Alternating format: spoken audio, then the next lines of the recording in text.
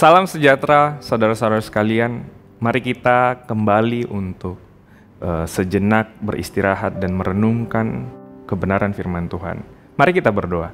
Bapa, kami ucap syukur Tuhan untuk hari ini kami mau mendengar dan merenungkan kebenaran firman Tuhan. Biar firman ini mengubahkan kami, firman ini menuntun kami Tuhan kepada kehendak Allah yang sempurna dalam hidup kami. Kami ucap syukur di dalam nama Tuhan Yesus. Amin.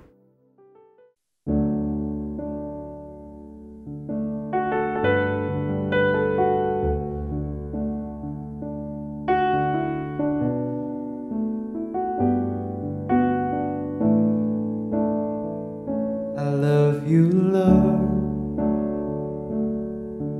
for your mercy never fails me. All my days I've been held in your hand. From the moment that I wake up till I lay my head, I will sing of the goodness.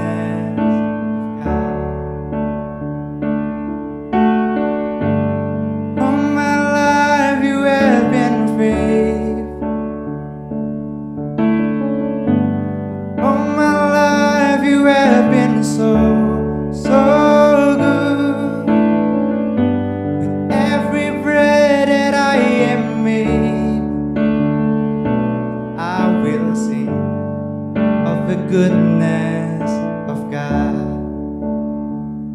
I love your voice.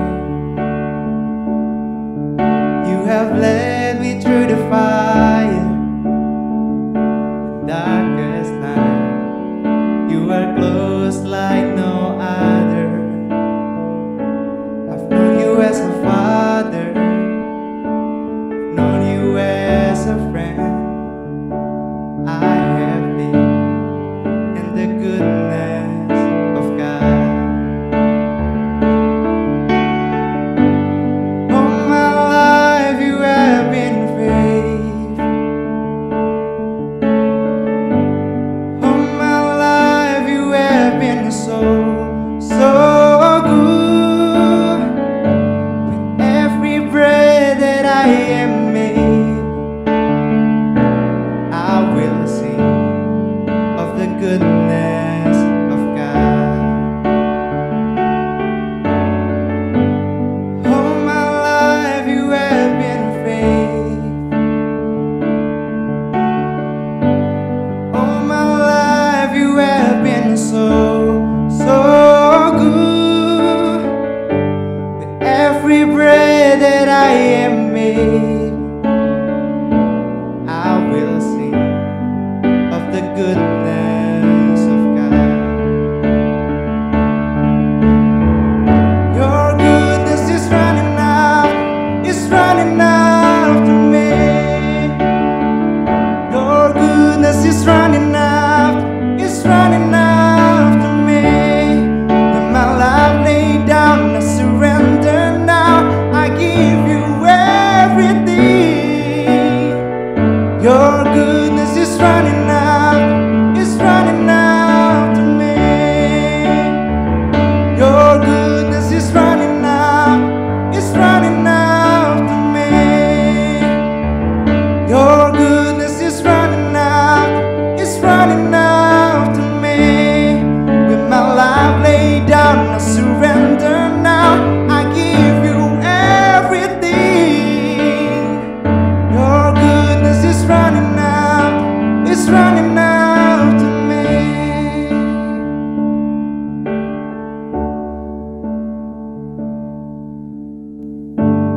All my life you have been faithful.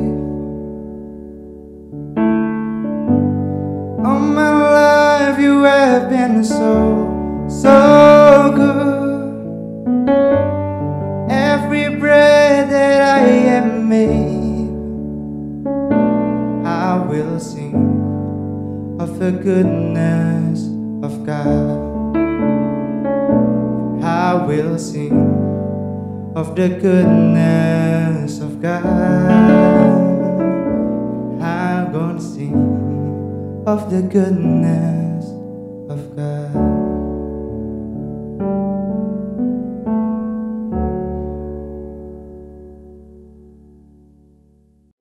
Saudara, saya ingin berbagi kepada saudara dari surat Timotius yang pasal pertama.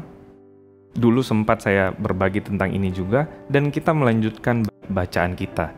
Dan kali ini kita kembali diingatkan bahwa meskipun surat ini ditulis kepada Timotius, tetapi diilhamkan oleh Roh Kudus untuk tubuh Kristus, untuk saudara dan saya, supaya kita tahu apa sebenarnya kehendak Allah bagi umatnya saat ini. Kita mulai dari pasal pertama ayat 12.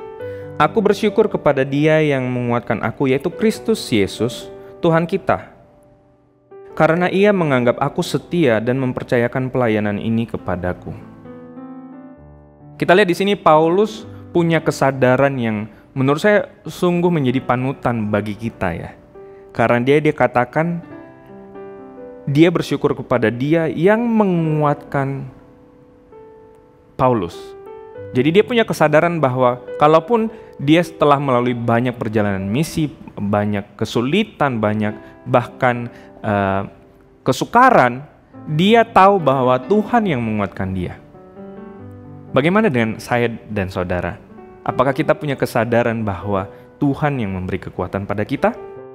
Kemudian dia katakan, yaitu Kristus Yesus Tuhan kita, karena Ia menganggap aku setia dan mempercayakan pelayanan ini kepadaku. Paulus juga punya kesadaran, yaitu bukan karena kesetiaan Paulus, tetapi dia katakan, Iya, Tuhan Yesus Kristus menganggap aku setia dan mempercayakan pelayanan ini kepadaku. Bagaimana saya dan saudara? Apakah kita melihat hidup kita sekarang di dalam pelayanan kita, dalam pekerjaan kita, dalam keluarga kita, hubungan kita, dalam segala hal? Bagaimana kita melihat?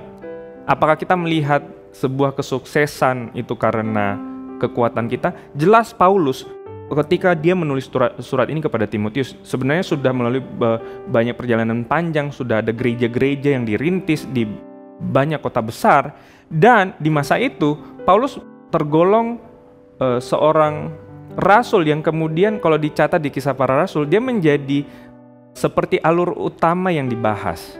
Jadi mengenai perjalanan Kisah Para Rasul yang awalnya dari ke-12 rasul dan para saksi-saksi di awal, tetapi di akhir-akhir kisahnya adalah mengenai Paulus hingga ketika dia akhirnya berada di Roma. Dan pada saat ini ditulis, Paulus bukanlah orang yang biasa, tetapi dia sudah menjadi seperti tokoh di dalam gereja Tuhan. Tetapi dia katakan bahwa yang membuat dia kuat adalah Allah, dan Allah menganggap dia setia. Kita lihat di sini bahwa ketika kita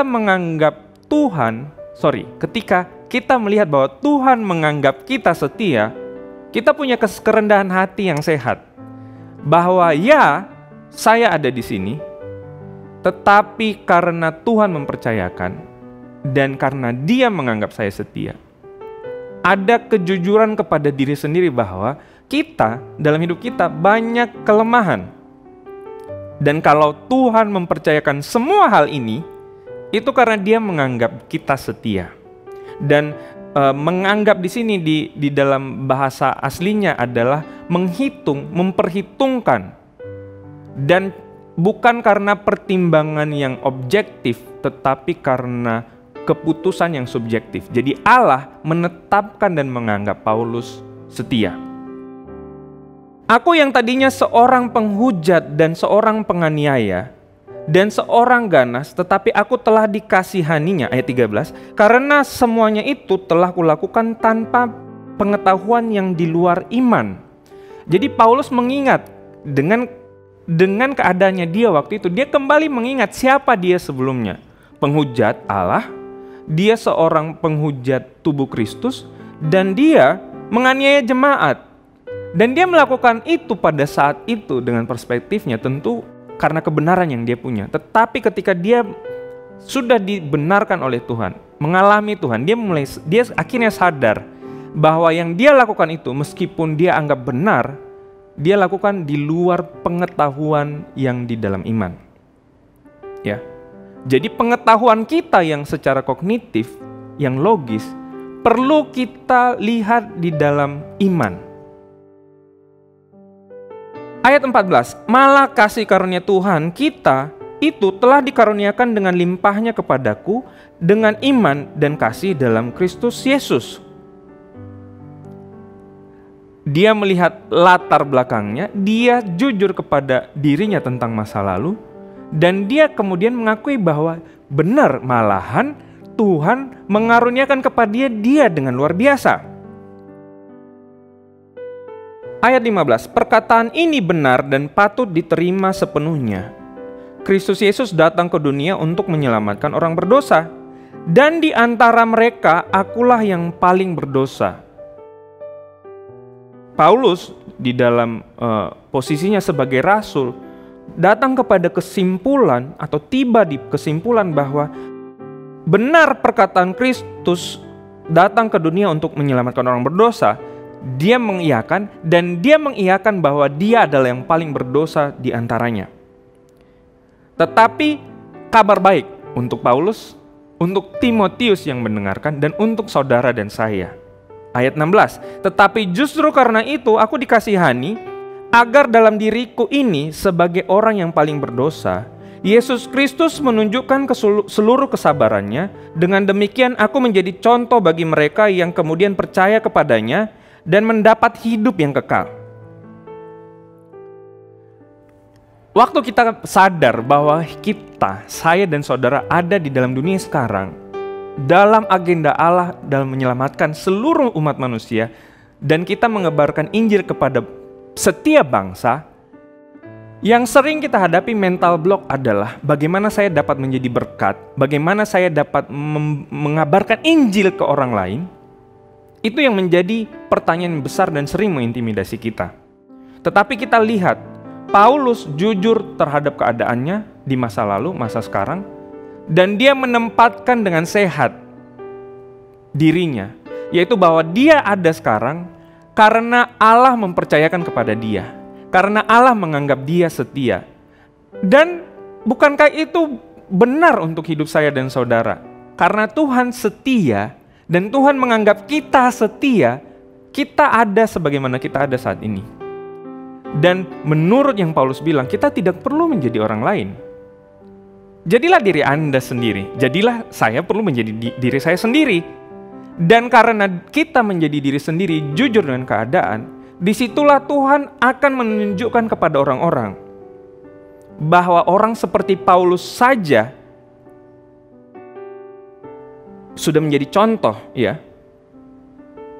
Supaya dengan demikian aku menjadi contoh bagi mereka yang kemudian percaya kepadanya dan mendapat hidup yang kekal. Saya menjadi diri saya dapat menjadi contoh bagi orang lain.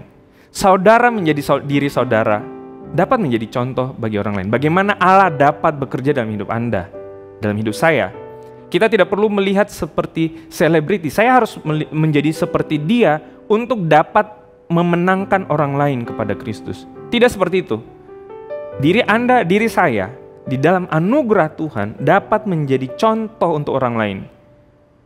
Bahwa Tuhan setia dan Tuhan akan membawa mereka akhirnya kepada kepercayaan kepada Allah dan mendapatkan hidup yang kekal. Ini sungguh berita yang luar biasa. Setiap kita dapat menghidupi hidup kita masing-masing, melihat anugerah Tuhan dalam hidup kita, dan Tuhan akan membawa orang-orang tanpa kita menjadi orang lain. Kehidupan kita yang berada di dalam Tuhan, orang akan akhirnya percaya dan memperoleh hidup yang kekal. Dan tujuannya adalah ayat 17, hormat dan kemuliaan sampai selama-lamanya bagi Raja segala zaman, Allah yang kekal, yang tak nampak, yang esa. Amin. Biar hidup kita tanpa menjadi selebriti, tanpa menjadi tokoh yang luar biasa, kita hanya jujur dengan keadaan kita sekarang, menjadi diri sendiri, kemudian mengalami anugerah Tuhan, menyadari bahwa kita ini hidup semata-mata oleh karena kepercayaan kita dan kasih karunia Allah. Kita menjadi contoh bagi dunia yang akhirnya melihat hidup kita secara berjemaat, hidup kita masing-masing yang banyak ini, dan mereka akhirnya percaya dan diselamatkan. Dan itu semua untuk kemuliaan Allah. Karena memang kita dipanggil untuk menghormati Allah dan menjadikan segala bangsa murid. Mari kita berdoa. Bapa, kami ucap syukur untuk firman-Mu saat ini Tuhan. Kami bersuka cita Tuhan karena siapapun kami, Tuhan memakai kami.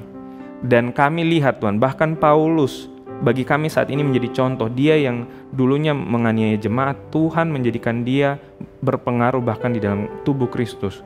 Dan Tuhan dapat memakai kami tidak perlu menjadi Paulus, tetapi kami perlu sadar Tuhan bahwa kami ada sekarang karena Tuhan mempercayakan kepada kami. Bukan karena kami layak dipercaya, tetapi karena Tuhan memilih kami Tuhan. Bukan kami yang memilih Tuhan, Tuhan yang memilih kami. Sehingga kami dengan sukacita menyambut Tuhan. Pekerjaan yang Tuhan sedang kerjakan dan Tuhan mengundang kami berada di dalamnya. Kami mengucap syukur Tuhan di dalam nama Tuhan Yesus. Amin.